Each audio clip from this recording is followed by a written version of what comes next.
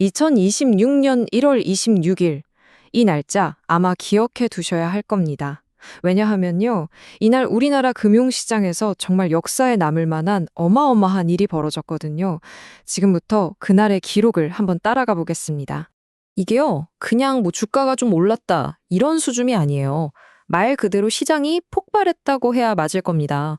얼마나 그 기세가 대단했냐면 거래소에서 잠깐만요, 너무 과열됐어요 하면서 비상 브레이크를 걸어야 할 정도였다니까요.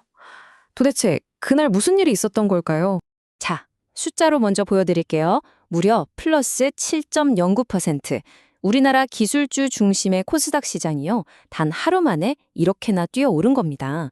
이게 어느 정도냐면 모두가 저길 넘을 수 있을까 했던 상징적인 저항선 1000포인트를 그냥 가볍게 정말 4년 만에 뻥 뚫어버린 거예요.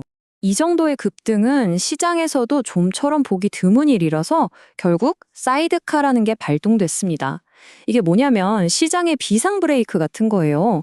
달리던 자동차가 너무 과속하면 위험하니까 잠깐 멈춰 세워서 열을 식히는 거죠.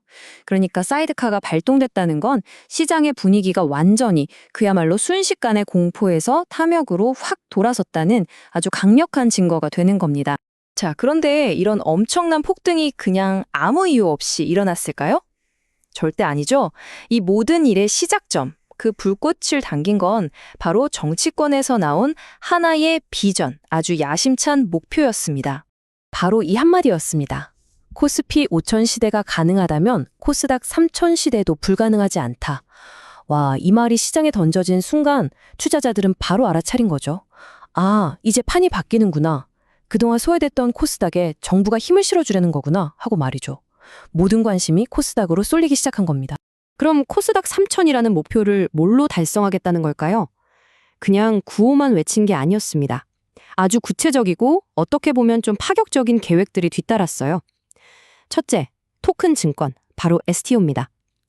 기업들이 가진 자산을 잘게 쪼개서 토큰으로 만들면 소액 투자자들도 쉽게 투자할 수 있죠.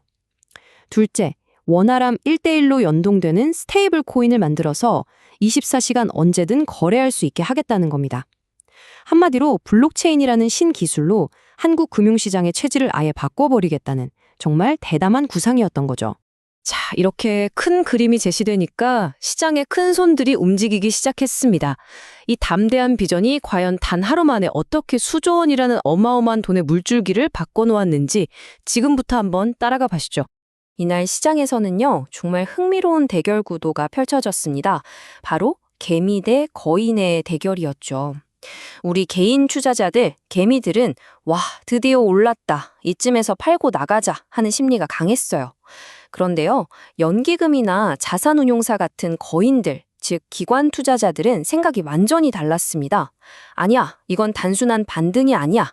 이건 정책이 만드는 새로운 시대의 시작이다. 이렇게 판단한 거죠. 그리고 그 생각의 차이가 이 그래프에 그대로 나타납니다. 보세요. 개인 투자자들이 이날 하루에만 무려 2조 9천억 원어치를 팔아치웠습니다. 정말 엄청난 매도 물량이죠. 그런데 더 놀라운 건 뭔지 아세요? 기관 투자자들이 그 물량을 거의 다 2조 6천억 원어치를 그대로 다 받아냈다는 겁니다. 이건 그냥 단순한 거래가 아니에요. 말 그대로 시장의 주도권이 개인에게서 기관으로 넘어가는 역사적인 손바뀜이 일어난 현장인 겁니다. 자, 그럼 기관들이 사들인 이 어마어마한 돈은 다 어디로 갔을까요? 그냥 시장 전체에 골고루 뿌려진 게 아니었습니다. 아주 전략적으로 특정 섹터들을 정조준했고 그 결과는 마치 도미노처럼 시장 전체에 퍼져나가면서 그야말로 불꽃놀이를 만들어냈습니다. 첫 번째 타겟은 바로 2차 전지 섹터였습니다. 특히 에코프로 BM 같은 주식은 하루에 22% 넘게 폭등했죠. 왜 그랬을까요? 정부가 국가성장 펀드 같은 걸로 밀어줄 거란 기대감도 있었지만 더 결정적인 건 바로 쇼스 퀴즈였습니다. 이 주식은 떨어질 거야 하고 공매도를 쳤던 세력들이 주가가 거꾸로 폭등하니까 망했다 하면서 손실을 줄이려고 비싼 값의 주식을 막 되사들인 거예요. 이 매수세가 붙으니까 주가는 정말 로켓처럼 솟구쳐버린 거죠. 다음은 로봇이랑 AI 분야입니다.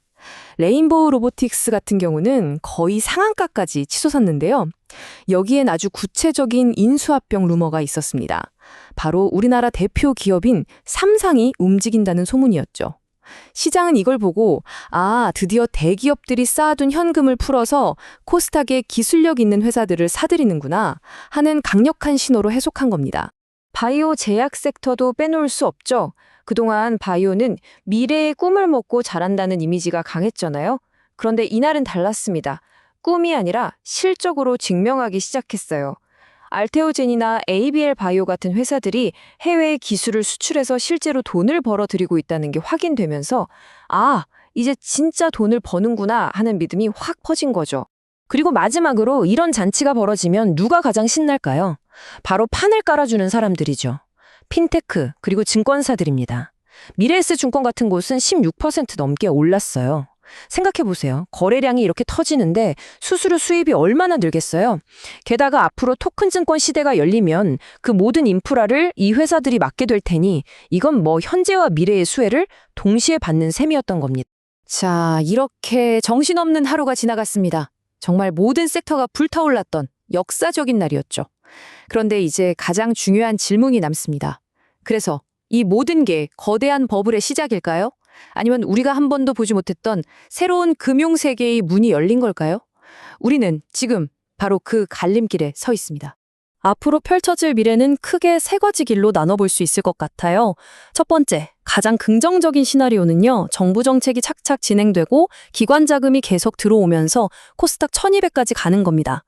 두 번째, 가장 현실적인 시나리오는 일단 시장이 좀 진정되면서 옥석 가리기에 들어가는 거죠. 진짜 기술력 있는 회사들만 살아남으면서 서서히 성장하는 그림입니다. 그리고 마지막, 최악의 시나리오는 뭘까요?